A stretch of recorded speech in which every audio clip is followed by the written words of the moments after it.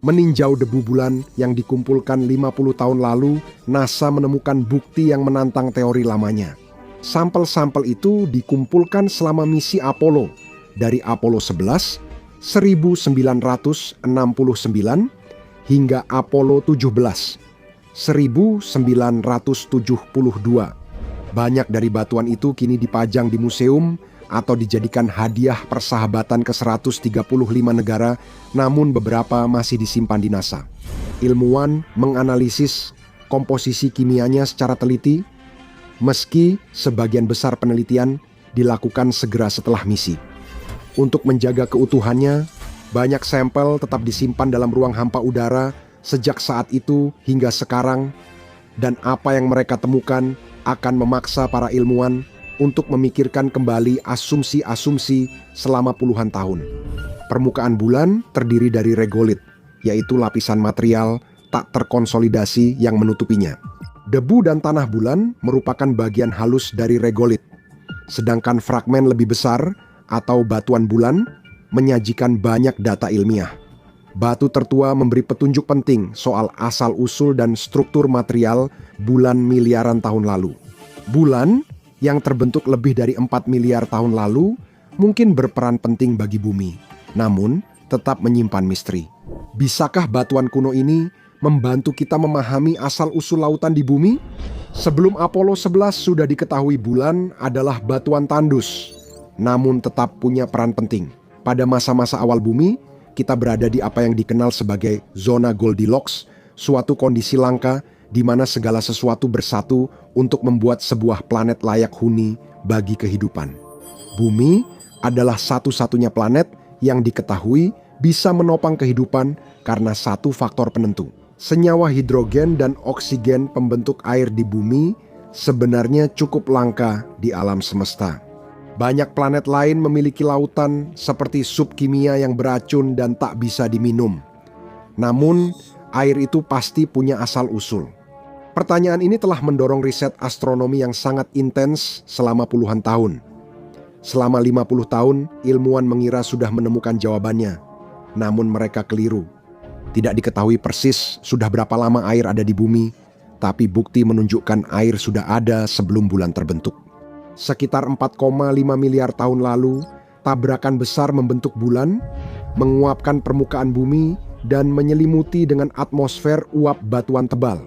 Ini terjadi sebelum organisme bersel satu muncul sekitar 3,7 sampai 4,1 miliar tahun lalu.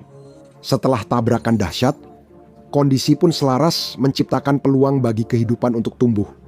Apakah satu tabrakan sudah cukup mempersiapkan kehidupan seperti sekarang? Periode ini bertepatan dengan era pemboman berat akhir, saat tata surya mengalami tingkat tumbukan benda langit yang jauh lebih tinggi. Ini akan mengakhiri semua kehidupan di bumi jika sudah ada.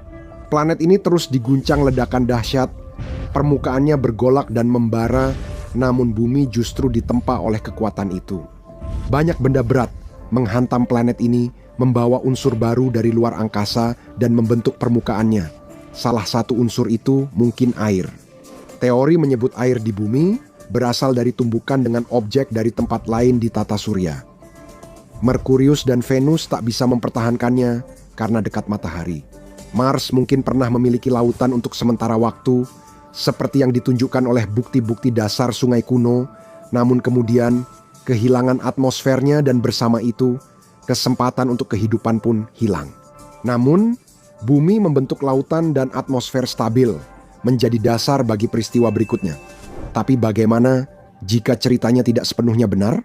Asosiasi Riset Antariksa Universitas telah menyimpan beberapa batuan, bulan selama beberapa dekade, serta persediaan debu bulan halus yang cukup banyak.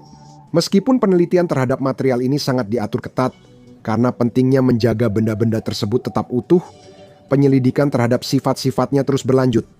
Tim peneliti yang dipimpin Dr. Tony Gargano baru-baru ini meneliti koleksi besar sampel bulan dengan 3 isotop oksigen berpresisi tinggi. Hal itu memungkinkan pengamatan yang lebih jelas terhadap struktur molekul batuan tersebut.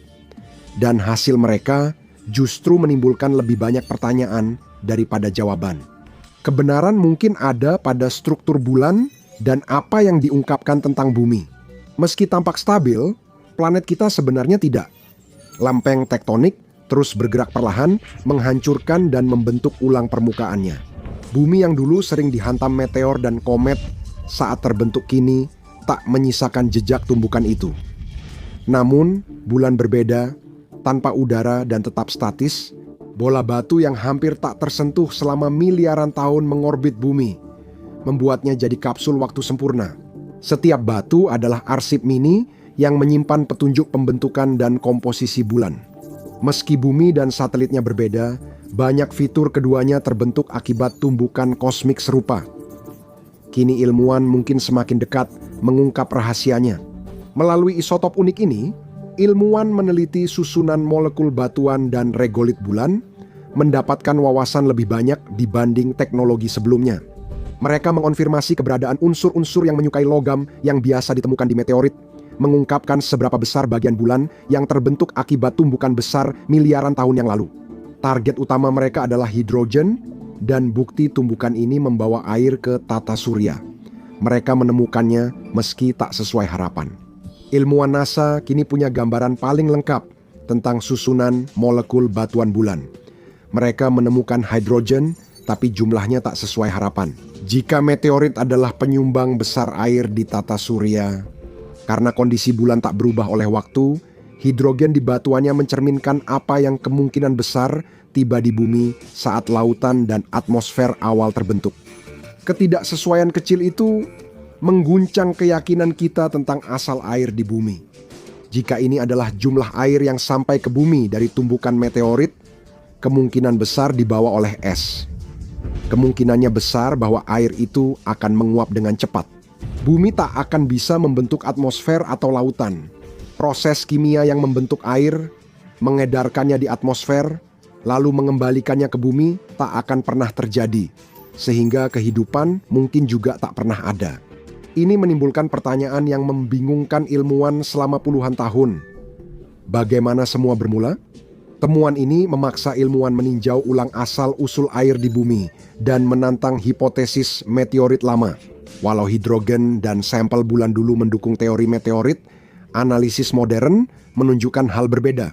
Jumlah terdeteksi saat ini menunjukkan meteorit bukan sumber utama. Jika memang begitu, permukaan bulan akan sangat berbeda hari ini, bahkan mungkin menyerupai lanskap kuno Mars yang lebih basah. Dan itu berarti para ilmuwan harus mencari ke tempat lain. Ini adalah misteri utama. Dalam arti tertentu, mengapa kita ada di sini? Tanpa air, tidak ada manusia. Dan pencarian pun terus berlanjut dengan para ilmuwan mengalihkan fokus mereka ke penjelasan serupa. Meteor dan asteroid adalah benturan terbesar yang bisa terjadi pada sebuah planet, membentuk ulang permukaannya secara drastis. Benturan terbesar setelah terciptanya kehidupan di planet ini menyebabkan dinosaurus punah dan kekhawatiran akan benturan lain yang bisa mengakhiri peradaban manusia masih ada. Namun, mereka bukan proyektil paling umum di galaksi. Komet juga melintasi galaksi, tetapi tidak terbuat dari batuan. Mereka terutama terdiri dari debu dan es, sehingga kandungan airnya jauh lebih tinggi. Ketika mereka menabrak sebuah planet, kemungkinan besar akan menyebabkan kerusakan di permukaan dan hancur saat tumbukan. Debu luar angkasa tersebar dan air meresap ke permukaan, berkontribusi pada air di bumi. Masa tumbukan besar di bumi kemungkinan membawa banyak sekali komet ke planet ini, dan hanya sedikit jejak yang tersisa dari mereka. Namun, bukti-bukti menunjukkan jawabannya mungkin berada di tempat yang sama sekali berbeda. Sampel komet telah lama dianalisis. Meski ada komponen dasar air, keseimbangan molekulnya tidak sesuai. Komet mengandung deuterium lebih tinggi, isotop hidrogen dari air, sehingga tidak sesuai dengan komposisi kimia air di bumi. Selain itu, jumlah tumbukan komet yang dibutuhkan untuk menciptakan tingkat air yang stabil seperti yang kita miliki di bumi akan sangat besar. Kurang dari 10% air di bumi berasal dari komet, jadi kita perlu mencari sumber yang lebih dekat. Teori meteorit menjadi dominan selama beberapa dekade karena benda langit ini cukup besar untuk membawa es yang mampu mengubah ekosistem bumi. Namun bukti baru menunjukkan meteorit dan komet kemungkinan tidak cukup berkontribusi. Hal ini telah menghidupkan kembali gagasan bahwa air mungkin berasal dari bumi itu sendiri tanpa banyak bantuan dari luar. Hal ini sulit terjadi karena awal keberadaan planet ini terlalu panas untuk menjaga air tetap cair. Namun, bahkan ketika bumi berjuang untuk mendingin, alam semesta di sekitarnya sama sekali tidak tenang. Salah satu teori utama menyatakan bahwa air di bumi dibawa oleh planetesimal, benda-benda purba yang dingin dan berisi es yang terkumpul dalam medan gravitasi seperti sabuk asteroid. Benda-benda pembentuk planet ini diyakini telah membombardir bumi dan bulan pada masa awal dan mungkin berperan sebagai pengantar bagi lautan luas yang kita lihat saat ini. Alam semesta yang belum stabil akan menghasilkan tak terhitung banyaknya benda seperti itu, dan seiring waktu, gravitasi bumi secara bertahap menarik mereka masuk, menambah massa planet ini. Air yang mereka bawa kemungkinan besar jadi sumber utama air di bumi dan membentuk lautan. Namun, muncul pertanyaan lain. Beberapa ilmuwan yang skeptis terhadap teori ini menunjukkan perbedaan rasio gas mulia antara atmosfer dan mantel bumi, yang menunjukkan bahwa keduanya mungkin berasal dari sumber yang berbeda. Hal ini memunculkan spekulasi bahwa sebagian besar air di bumi datang jauh setelah bulan terbentuk, karena kurang dari 1% massa bumi yang tiba. Setelah tumbukan, dibutuhkan banyak material kaya air untuk membentuk lautan seperti sekarang. Jadi, semuanya mungkin berawal dari tumbukan besar itu. Hipotesis ini makin diperhatikan sejak studi rasio isotop molibdenum tahun 2019 dan didukung bukti baru. Teori ini menyatakan sebagian besar air bumi datang setelah tumbukan pembentuk bulan, namun bukan dalam bentuk cair.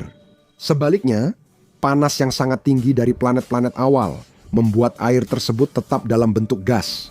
Saat bumi mendingin, air mengembun lalu turun sebagai hujan jutaan tahun hingga membentuk lautan yang kita kenal.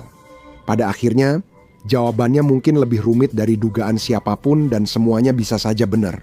Kisah asal-usul air di bumi makin rumit karena bukti baru terus muncul. Teknologi kini memungkinkan ilmuwan meneliti permukaan bumi dan batuan bulan dengan presisi tinggi, mengungkap unsur kimia pembentuk dunia. Air diduga berasal dari tumbukan meteor besar, komet, dan planetoid kecil. Pada saat yang sama, atmosfer bumi mungkin terbentuk secara alami, mendingin di sekitar planet yang masih cair. Bersama-sama, kekuatan-kekuatan ini berpadu menciptakan ekosistem unik yang kita sebut rumah. Meski sudah 50 tahun, batu-batu ini mungkin masih menyimpan rahasia yang bisa menulis ulang sejarah bumi. Misteri alam semesta kita baru mulai terungkap. Lihatlah apa yang sebenarnya ditemukan NASA di tepi tata surya, atau tonton video ini.